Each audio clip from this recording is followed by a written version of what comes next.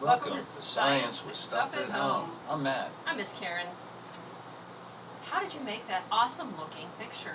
My robot dancing on a hot summer day. I love it. We're going to talk about hot summer days. I used it with recycled solar crayons. That's amazing. That we made together. You want to tell them how we made these crayons? I'd love to tell you how we made these crayons.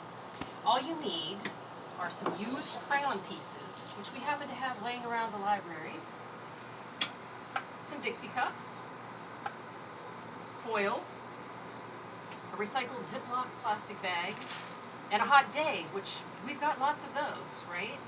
So I took a regular little cardboard box that we had laying around.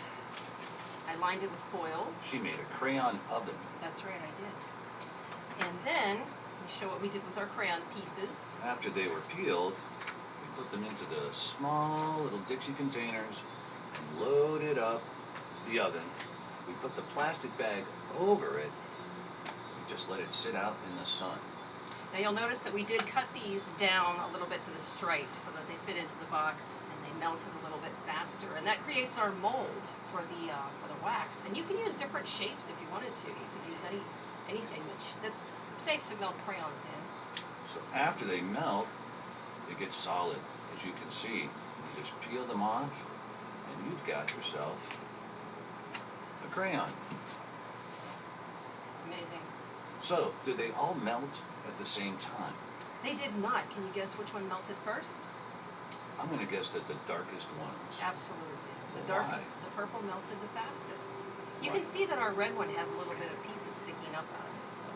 I bet the yellow one melted the slowest. It did melt the slowest. And that has to deal with pigments. Different pigments inside the colors make it melt at different rates.